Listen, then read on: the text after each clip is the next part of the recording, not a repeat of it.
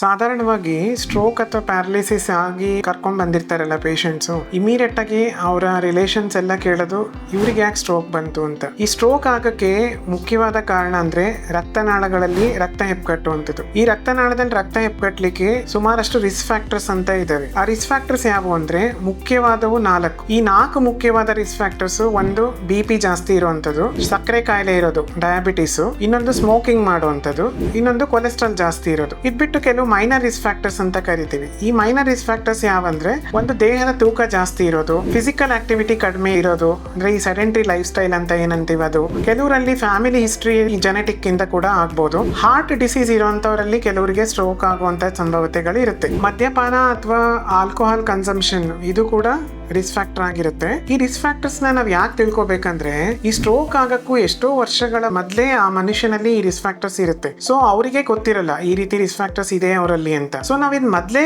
ಕಂಡು ಹಿಡ್ಕೊಂಡು ಈ ರಿಸ್ಕ್ ಫ್ಯಾಕ್ಟರ್ಸ್ ನ ಕಂಟ್ರೋಲ್ ಮಾಡಿದ್ರೆ ಸ್ಟ್ರೋಕ್ ಬರೋದನ್ನೇ ಸ್ಟಾಪ್ ಮಾಡ್ಬೋದು ಅಥವಾ ತಡೆಗಟ್ಟಬಹುದು. ನಂತರ ಒಂದ್ಸಲ ಸ್ಟ್ರೋಕ್ ಬಂದ್ಮೇಲೆ ಮತ್ತೆ ಸ್ಟ್ರೋಕ್ ಬರುವಂತ ಚಾನ್ಸಸ್ ಕೂಡ ಇರುತ್ತೆ. ಸ್ಟ್ರೋಕ್ ಬಂದಿರುವಂತ ಒಂದು ವ್ಯಕ್ತಿಯಲ್ಲಿ ಈ ರಿಸ್ಕ್ ಫ್ಯಾಕ್ಟರ್ಸ್ ಇದ್ದಾಗ ಅದನ್ನ ನಾವು ಸರಿಯಾಗಿ ಕಂಟ್ರೋಲ್ ಮಾಡಿದ್ರೆ ಮತ್ತೆ ಸ್ಟ್ರೋಕ್ ಬರುವಂತ ಚಾನ್ಸಸ್ ನ ಕೂಡ ಸುಮಾರಷ್ಟು ಮಟ್ಟಿಗೆ ತಡೆಗಟ್ಟಬಹುದು.